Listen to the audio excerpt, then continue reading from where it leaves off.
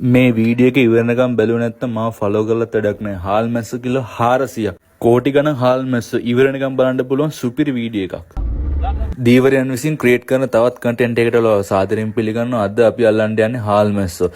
ඉතින් හාල් මැස්සෝ කාලේ නැති කෙනෙක් නැතුව ඇති මං හිතන විදිහට අපි මේ රස්සාවට යන්නේ පාන්දර 5ට වගේ 5ට පාමාට වගේ තමයි යන්නේ. මොකද ඉරේලියා එනවත් එක්කම තමයි මාළු ගොඩක් අහුවෙන්න chance එක තියෙන්නේ. එතකොට ඔයාලට බලද්දිම දැලෙන් දුම යනවා වගේ පේනවා. ඊයේ අපිට හාල් මැස්සෝ අහුවෙලා හාල් මැස්සන්ගේ සෙවල ගතියයි ඉරව්වයි දෙකම එකට එකතු වෙලා හින්දා දැල රත් වෙලා තියෙන්නේ. දැල අල්ලන්න බැරි තරම් රත් වෙලා අත පිච්චෙනවා තා පොඩ්ඩේ. මොකද දැල එච්චරම රත් වෙලා අවුව හින්දා දැන් අපි දැලත් එලල ඉවරයි. අපි දැන් try එක දැන් අපි දැල එළුවා හරි අපිට දැන් මාළු අහු වෙනවද කියලා බලන්න අපි දැල දිගට ඉස්සරහට ටෝච් එක ගහගෙන කාවියෙන් කාවිය අපි බෝයාව කියලා කිව්වොත් හරි බෝයාවෙන් බෝයාවට අපි දැල ඉස්සරහට අල්ලගෙන යනවා. ගිහිල්ලා දැල අපි එක තැනකින් අල්ලලා බලන අපිට මාළු අහු වෙලාද කියලා. ඉතින් මාළු අහු වුණොත් සතුටුයි නැත්තම් ටොපි තමයි දවසේ රස්සාව එච්චරයි. ඉතින් ඒක තමයි ලැබීම කියන්නේ. අපි දැල අල්ලලා බලද්දි අපිට තේරුණා මාළු දැනටමත් ටික ටික අහු වෙන ගමන් ඉන්නේ. එතකොට මාළු දැලේ අදිනවා කියන්නේ මාළුන්ට පණයි කියන්නේ. මාළු දැල තියන්න අහු වෙනවා.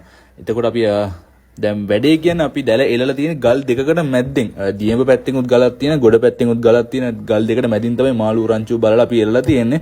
ඉතින් අපිට වැඩි වෙලා දැල තියන්න බෑ. මොකද ගල් වලට දියකට පාර සැරහින්ද ගල් වලට ඇදලා දැම්මොත් දැල ගොඩක් කිරන මේ දැල හැන වටිනවා. ගොඩක් වීදන් යන මේ දැලක් මහන්න. ඉතින් මේක එක දැල් කෑල්ලක් මම හිතන්නේ 30000ක් විතර වෙනවා. අයියා කියපු විදිහට දැනට අපිට මාළු ටිකක් අහුවෙලා තියෙන හින්දා අපි දැල චුට්ටක් තියලා දැන් අපි දැල විනාඩි 15ක් 20ක් විතර දැල එලලා තියලා දැන් අපි දැල උස්සන්න යන්නේ. දැල ආයේ අපි රිටර්න් බෝට්ටුවට ඇදලා දාන්න යන්නේ. එතකොට දැන් මේ වෙලාව ගත්තොත් හරියටම 5:45ට 6ට කිට්ටු කරලා ඇති. දැන් අපි දැල උස්සන ගමන් තියෙන්නේ. අපි යන් ඔහොම ඉස්සරහට අල්ලගෙන දැන් වලට පේන දිලිසි ඉන්න මේ තමයි හාල් මැස්සෝ. ඉතින් මේ වල තමයි අපි දැල එලලා තියෙන්නේ.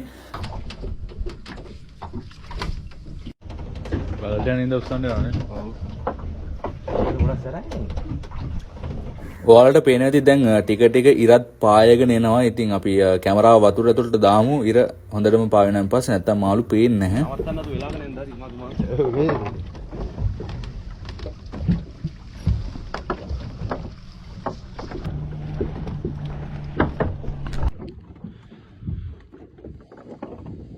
මේ පැත්තෙන් අපිට මාළු ටිකක් එනවා අඩුයි තත්ත්වයක් තමයි අපිට පෙන්වන්නේ. බලමු අපි ඉස්සරහට අල්ලගෙන යන් දැල තියෙන්නේ දකුණට. එතකොට මේ වලට පේන ඇති බෝයා දිගටම තියෙනවා. ඒ තමයි අපේ දැල. අපි මේක අල්ලගෙන තමයි ඉස්සරහට යන්නේ. එතකොට අපි රෑ දැල එලද්දි පාන්දර දැල එලද්දි භාගයක් කියලා නැවැත්තුව ඒකින් මාළු කැටයක් මිස් වුණා වගේ එකක් තමයි අපිට දැනුනේ.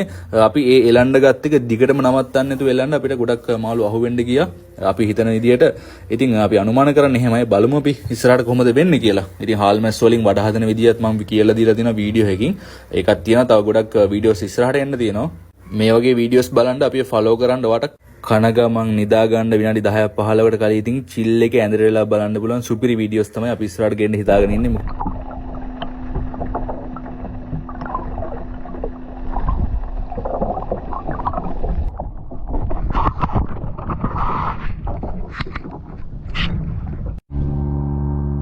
ඔයාලට පේනදී බෝට්ටුවක් හිමින් යනවා නිකන් ගිලිලා වගේ. මොකද අපිට අහු වෙනවා වගේම හාල් මැස්සු සෙට් එකක් එයාලටත් අහු වෙලා. ඉතින් ඒත් හාල් මැස්සන්ට දැල් එළව බෝට්ටුව ඒකයි වැහිලිනිය පස්සෙන් යන්නේ. දැල දැකලා දැල ඉන්න මාළු කණ්ඩ.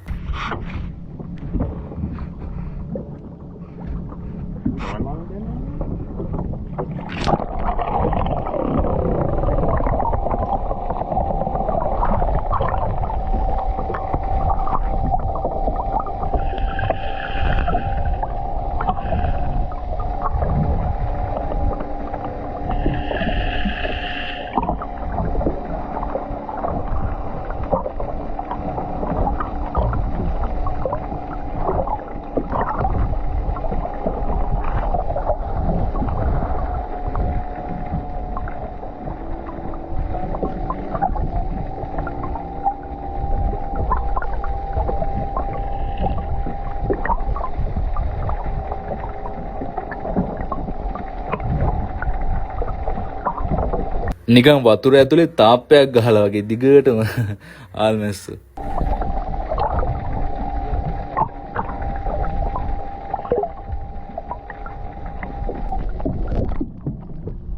දැන් නම් ටික ටික මාළු එන්න ගන්නවා දැල පිරෙන්න වගේ ටික ටික මාළු අහුවෙන්න ගන්නවා අපි බලමු ඉස්සරහට අල්ලගෙන යන්න chance එක තිබ්බොත් දිගටම එයි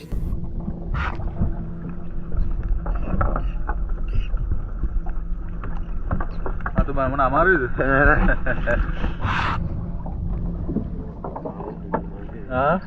ආවුට් කිලෝමීටර් ඒ ගානක් කරන්නේ නේ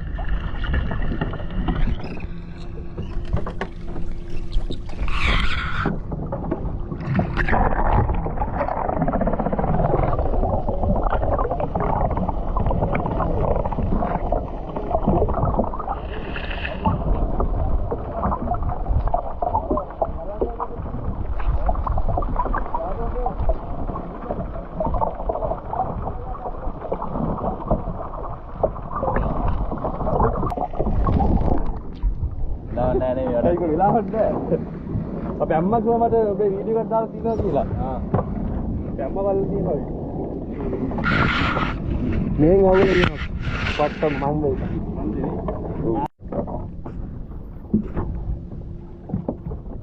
පැටි අර ගලේ විස්තරේ පොඩ්ඩක් පැහැදිලි කරන්න බලන්න. ගලේ කියන්නේ දැන් අපි මේ මාළු ගලනකට තමයි දියෙමින් එලලා බලනවා මාළු ඉන්නවද කියලා. එළි වෙනකොට මාළු එනවා ගොඩට. දියකට සැරුණාම හයියෙන් එනවා. බලාලු වුණාම එමිට එනවා මාළු. ඒක ඉතින් අපි ගෙස් කරලා හදාගෙන තමයි එලන්න ඕනේ. හරියට කැල්කියුලේෂන් කරන එක්කෙනාට තමයි දවසේ chance එක ඇතින්නේ. chance එක. ඔව් මේ ඉතින් අද අපි එළුවා ගල ලං කරලා මේ ගලට ලං වුණා වැඩි. අර ගොඩින් තියෙන ගලේ තමයි දැන් ඉස්සන්නේ. මේක 20ක් විතර තමයි අපිට ගලට තියෙන්නේ. දැන් අර බෝට්ටුව එතන තියෙන බෝට්ටුව ඒ බෝට්ටුව දැල් එලලා තින්නේ ඒක වෙන දැල් වර්ගයක් ඒක ගලේ වටනට ප්‍රශ්නයක් නැහැ ඒක. ඒක ගලේ වටනට ප්‍රශ්න නෑ ගලේ එලන දැල් හින්දා. ඒතර දැන් අපි හාල්මැස්ස දැල් ගලට ගියොත් ප්‍රශ්නයක් මොකද දැල් ඉරුණාම මේ මහන්නත් බෑ වෙන වේදමක් හින්දා. දැන් ඉක්මනින් අපි දැල් අල්ලන්නේ ඒ හින්දා තමයි. එන චුට්ටයි මේ. හාල්මැස්ස උංග පැටවනේ. ඔව්. රයින්ටුව අම්ම ඇවිල්ලා තියෙනවා. උංග පැටව. ඇති කරන්න බෑනේ. ඇති කරන්න පුළුවන්. ඇති කරන්න බැරි. බැරි වෙන්නේ. පුළුල් වලට අපිට අරගන්න තියන්නේ නැහැ අපිට. වෙලා දැන් බෝට්ටුව ඉන්න ගලේ. එතකොට මේ දැල ගලට යන්නේ නැතුව හින්දා තමයි අපි මේ ඉක්මනින් අල්ලන්නේ. එතකොට දැල ගලට යන්නේ දියකට පාර තියෙනවා. අද දකුණු දියකට සැර හින්දා දැල ටික ටික ගොරට ඇදලෙනවා. ඒ ගලට යන්නේ නැති වෙන්න තමයි ඉක්මනින් දැල අල්ලන්නේ.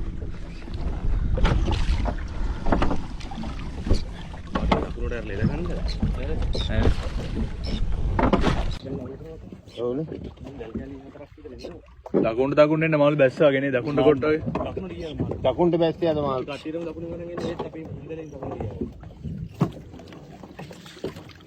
අපිට මාළු හරියටම අහු වුණේ දැල් කෑලි 6ක් 7ක වගේ. ඉතින් තව අපිට දැල් කෑලි 4ක් 5ක් වගේ තියෙන්න මාළු කිලෝ 500ක් 600ක් විතර අපිට පටවන්න තිබ්බා. ඉතින් එහෙම තමයි මාළු රංචුව එක තැන ඉන්නේ නැහැ. දියකට පාරත් එක්ක එහාට මෙහාට යනවා. ඉතින් chance එකක් තියෙන්න ඕනේ මේකට. අපි කැල්කියුලේට් කරලා එල්ලුවා. ඉතින් අපිට හම්බෙච්ච මාළු ටික තමයි මේ අහුවෙච්ච මාළු ටික තමයි මේ අහුවෙලා තියෙන්නේ. ඉතින් මේ වගේ දැල් කූට්ටමක් ගන්නවා නම් ලොකු ගාණක් යන ලක්ෂ 5ක් 6ක් වුණත් යනවා. මොකද මේ දැල් හෙන මිලයි. දැල් වලින් ගොඩක් ගණන්ම දැල් වර්ගයක් තමයි මේ හාල්මැස්සන් දැල් කියන එක. මොකද ඒකේ ඇස් පොඩි. ඒක නූල් යනවා වැඩි. ඉතින් ඒකත් එක්කම මේ දැල් මාර මිලක් ගිහිල්ලා තියෙන ඒ හින්දා.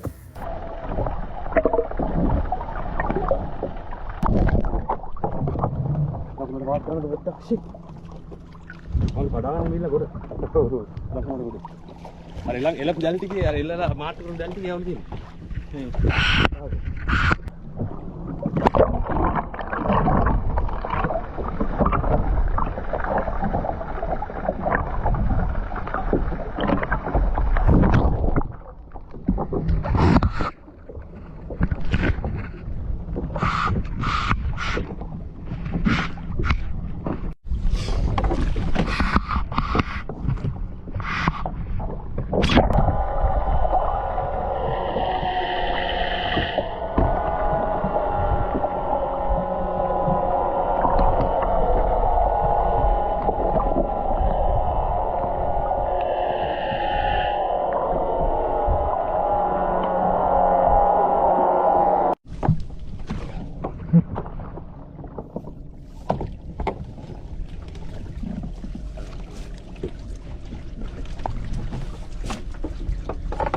තමයි මට තොප්පිය පොට්ටක් කරන්න තෝරන්නේ. අවසානේ.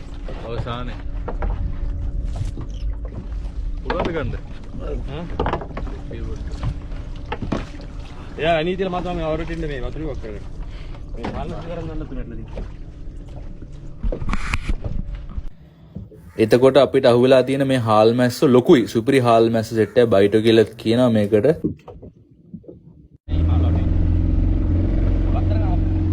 දැන් අපි ගොඩ බිමට යන්න යන්නේ. දැන් මේ ටික ගසා ගන්න ඕනේ. ඉක්මනින් ගියොත් ටික ගානක් අපිට සිල්ලරට විකුණ ගන්න පුළුවන් ඉක්මනින් යන්න ඕනේ. ඉතින් මේකත් එක්කම අපි පරක් වෙලා ගියොත් මාළු ටික කරවලට තමයි දෙන්න වෙන්නේ. මොකද මාළු ගොඩක් තියෙනවා සහ අද දවසේ ගොඩක් බෝට්ටු වලට මේ හාල් මැස්ස ගොඩක් අහුවෙලා තියෙනවා.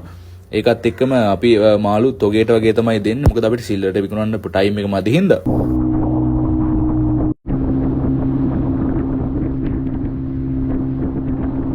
හාල් මැස්සන්ට අපි දැල් එලද්දි ගොඩක් දියම මොහොතට යන්නේ නැහැ. අපි ගොඩ බිම පේන තෙක් මානේ වගේ තමයි දැල් එලන්නේ. මොකද අපි ගැඹුර ගත්තොත් අපි දැල් එලන ලයින් එකේ ගැඹුර ගත්තොත් මීටර් 7ක් 8ක් වගේ තියෙයි. එතකොට අපි පෝරුතොට දැන් තොටුපළට ඇවිල්ලා ඉන්නේ. අපේ ගමේ තවත් බෝට්ටු තියෙනවා. ඉතින් ඒවත් විවිධ රැකියා තමයි කරන්නේ. මම ඒ හැම එකෙම ගිහිල්ලා වීඩියෝස් වලට බලන්න ගේනවා. සහ අපෙන් එයාපෝට් එකෙන් මිලදී ගන්න පුළුවන් කටුනාගේ එයාපෝට් පැකේජ් එකෙන් අපි මාළු මිලදී ගන්න පුළුවන්. ඔයා පැය 24 කීයටවත් අපි ගෙනත් දෙනවා. දැන් බෝට් උඩට අල්ල ගන්න ගමන් ඉන්නේ මේකට ගොඩක් කට්ටියන. මොකද හාල් මැස්සන්ගේ බරයි දැලේ බරයි බෝට්ටුවේ බරයි ඔක්කොම එකතු වෙලා ගොඩක් කට්ටියන 4-5 දෙනෙක්ට අමාරුයි. එතකොට මේ බෝට්ටු අදින මහත්මයන්ගේ රස්සාව තමයි බෝට්ටු බෝට්ටු ඇදලා දීලා මාළු ඉල්ල ගන්න එක. ඒක යාලා විකුණලා ඒකින් එන ලාභය තමයි යා ජීවිතේ යට ගහගෙන යන්නේ. නෑ හාල් මැස්සෝ කියන මාළු වර්ගේ බේරන්න බෑ කවදාකවත්. එහෙම බේරනවා නම් ඒක කරන්න බැරි දෙයක්. ඉතින් අපි හාල් මැස්සෝ ගසන්න යන්නේ. අනිත් දැල්වල මාළු බේරනවා. නමුත් මේක බේරන්නේ අපි හාල් මැස්සෝ ගැසුවොත් විතරයි මේ වැඩේ අපිට කරගන්න පුළුවන් වෙන්නේ. ඉතින් අපි දැන් හාල් මැස්සෝ ගසන්න ඕනේ. මාළු ටික තොගේට දෙන්න.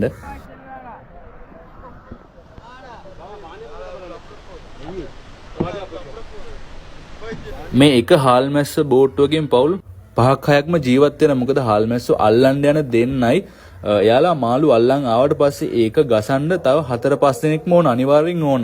එක්කෙනෙක් මෙතන ඉඳලා මේ වගේ දැල තේරුමට අරන් දෙන්නයි අනිත් කට්ටිය ගසන්නයි මාළු එකතු කරන්න. ඉතින් ඒ වලට කට්ටිය ඕන. ඉතින් එයාලත් රැකියාවක් විදියට මේ බෝට්ටු වලින් තමයි යැපෙන්නේ. එතකොට එයාලා විතරක් නෙමේ මේකින් ඕඩර්ස් වලට මාළු ගන්න අපි සහ ගොඩක් වෙලෙන්දෝ. ඉතින් ගොඩක් අය මේ එක බෝට්ටුවකින් යැපෙනවා. මාළු වලින් පවුල් ගණනාවක්ම රැකෙනවා. ඉතින් ඒක කියන්න ඕනේ මුලින්ම. ඉතින් දැන් අපි අන්තිම හරියට ඇවිල්ලා තියෙන වීඩියෝ එක අන්තිම හරියට ඇවිල්ලා තියෙන. දැන් හාල් මැස්සෝ ටික අපි කූඩේට දාලා ඒක එහෙමම කිරන්නේ නැහැ. මොකද වැලි තියෙනවා. ඒ වැලි ටික අපි යවන්න මොහොතට ගිහිල්ලා මේ ටික කූඩේ බස්සලා හොඳට වතුර පාරක් කාලා හොඳට හොද ගන්න ඕනේ.